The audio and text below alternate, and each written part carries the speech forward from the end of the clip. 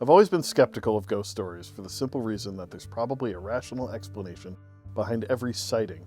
Not that I don't enjoy a good campfire tale of spirits in the woods or aliens floating above the lakes, but as a self-proclaimed skeptic, I just never believed they were true.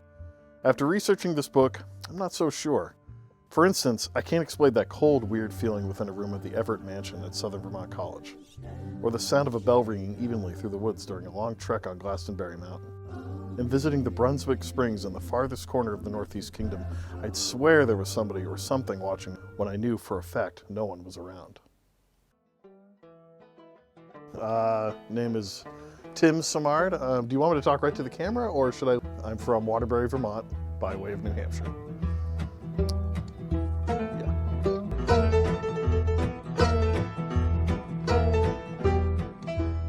So my wife is Amanda Simard. My oldest is Landon Simard. He's 10. And there's my daughter Cora. She's 5, going on 6.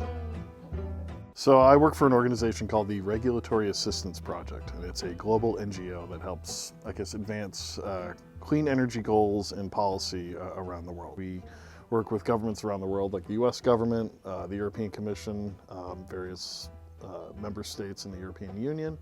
We work directly with China and India and other countries around the world. And so what I do there, I don't do the policy stuff. I'm more of a communications person because we write a lot. I also do a lot of their digital marketing, if you want to call it that. That's not how we word it, but that's how I would say it was like PR, where we kind of find ways to get our work out into the world a little bit more through social media, through different webinars and different events. I mean, one of the biggest thing that they try to do at the organization is to reduce carbon emissions. Is huge. So you have people working it all the time in all different time zones. So it's always happening, always stuff going on. If I'm not going in the office, which is like 3 or 4 times a week, I usually try to go in once a week. But if I'm staying home, which is most of my days, the morning is getting the kids out the door. I would say Amanda does most of that. Nailed it. Especially Corey, who's got to get up super early, doesn't want to get out of bed.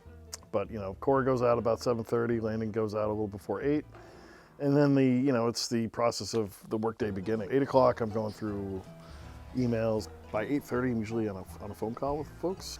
Usually that's followed up with our energy efficiency call. So that's when I can kind of start going about my day. When I'm taking my evenings off and I'm hanging out with the family, the China program, the guys in the China office in Beijing, they're waking up and they're going into the office as I'm having dinner.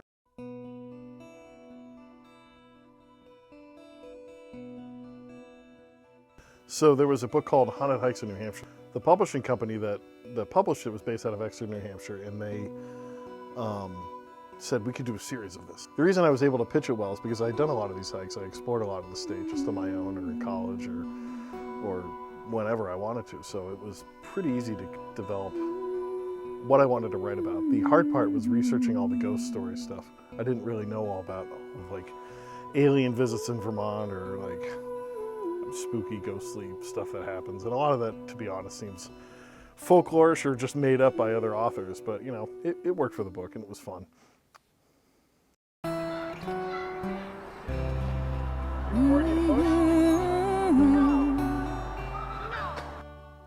I think in terms of how we've maintained a work-life balance, I think that barrier, where it's like when does family life begin, when does work life begin, when do they end, and when can they mix?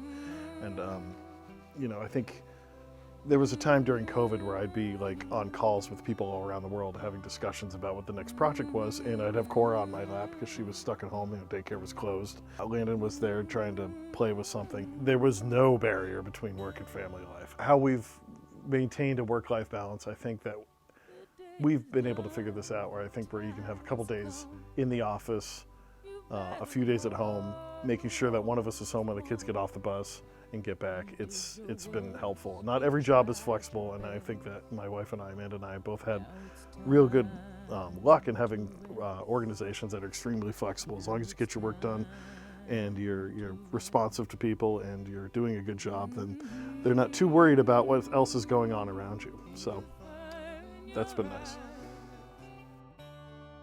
See the fire in your eyes. Get my masterpiece theater voice out. like jellyfish.